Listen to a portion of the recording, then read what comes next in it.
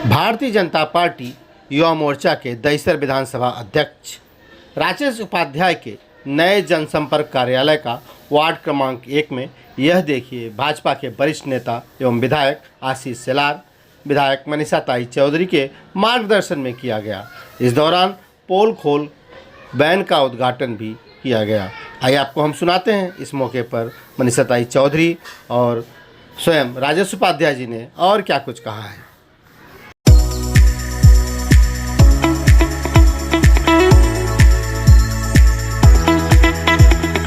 नगरपालिकेच्या 227 वॉर्डचा पहिला वॉर्ड हा गणपत पाटील नगर दहिसर इकडून चालू होतो।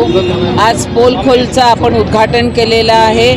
मी ह्यामधून एकच सांगू इच्छिते की उद्धव ठाकरे साहेबांनी ज्याप्रमाणे वखारिया आणि अविनाश भोसले ह्यांना एनटी झोनमध्ये परमिशन दिली, त्याचप्रमाणे गणपत पाटील नगरमध्ये जे एनटी झोन आहे ते एनटी झोन उठवून गणपत पाटील नगरमधल्या रहिवाशांना इकडे हक्काचं घर मिळण्यासाठी त्यांनी मदत करावी एवढी मी विनंती करत आहे। तो गणपत पाटिल नगर के पूरे वासियों को शुभकामनाएं देना चाहता हूँ कि उनके समक्ष में आज भारतीय जनता पार्टी का वार्ड क्रमांक 1 में एक भारतीय जनता पार्टी का ऑफिस और कार्यालय का उद्घाटन हुआ है और उस उद्घाटन के शुभ हस्ते अपने एडवोकेट आशीष सेलार जी के हस्ते से हुआ। आमदार मनीषा ताई चौधरी जी भी उपस्थित थी, गोपाल शेट्टी जी, खासदार का भी आशीर्वाद हमारे साथ था।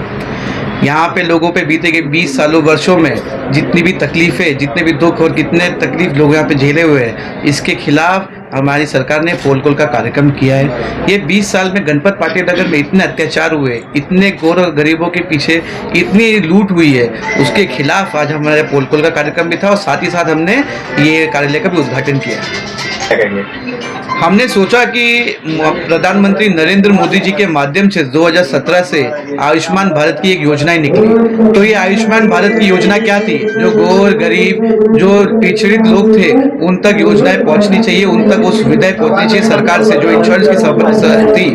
बट हमने देखा कि क्या ये योजनाएं केवल दूर पिछड़ित प्रांतों में ही है कि मुंबई में भी ऐसे जगह पे होना चाहिए जहाँ पे लोग पिछड़ित लोग रहते हैं। तब हमने पूरा डेटा निकाला, तब पता किया कि पूरे दहिसर विधानसभा में 25,000 लाभार्थियां निकले जो आयुष्मान भारत के लाभार्थी थे।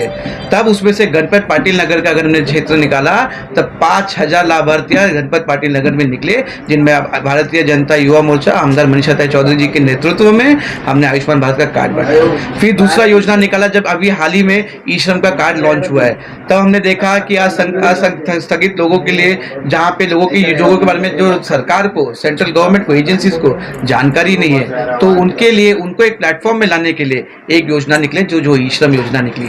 तब उस ब्रैकेट में लाने के लिए यहाँ पे प्रत्येक घरों में हमने 4,000 लोगों को गणपत पाटिल नगर में, स्नेहल चाल में, माड़ा में, ऐसे करके हमने 4,000 लोगों को ई श्रम के कार्ड के अंदर और ई श्रम की योजनाओं के अंदर दाखिल किया। तो ऐसे आने वाले समय में और बहुत सारी सरकारी योजनाएं जो यहाँ पे लाभार्थियों को, गरीबों को मिलनी चाहिए, सुविधा मिलनी चाहिए, इसका मूल उद्देश्य था कि हमें यहाँ पे कार्यालय खोलना चाहिए।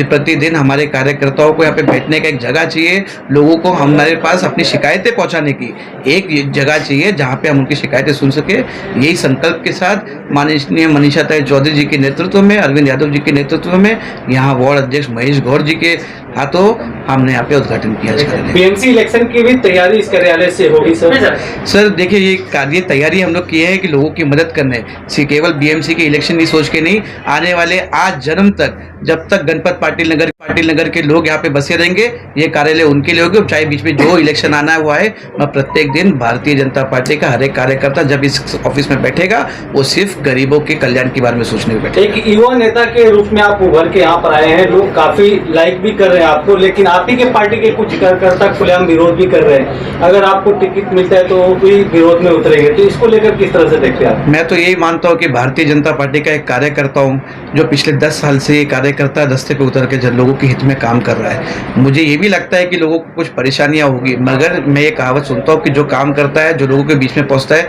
कोई ना कोई नाराज जरूर होता है। मैं आपसे केवल इतना कहना चाहता हूँ कि ये जो व्यक्ति आपके बीच में, जो युवा खड़ा है, ये केवल और केवल लोक हित के, जनहित के काम करने के लिए खड़ा है और मुझे लोगों का आशीर्वाद चाहिए। और ये आशीर्वाद मैं वोटों के माध्यम से मांगने नहीं आया हूँ। जब भी रास्ते पे उतरूंगा, अगर वो मुझे हाथ मिला के खुशी से देखेंगे, बस मैं उनसे अपना पार्टी आपको टिकट देती तो आप चुनाव लड़ेंगे यहाँ से? पार्टी पार्टी का जो आदेश रहेगा उस आदेश का पालन किया जाएगा और भारतीय जनता पार्टी का निष्पाप कार्यकर्ता होने के नाते भारतीय जनता पार्टी की जो भी आदेश रहेगी, जो भी यहाँ का व्यक्ति यहाँ पे उभर के आएगा, मैं स्वयं उसके प्रति साथ खड़ा रहूंगा और वार्ड नंबर 1 का हर एक कार्यकर्ता उसके साथ खड़ा रहेगा और हम साथ में जंग लड़ेंगे और जीत के लेके आएंगे।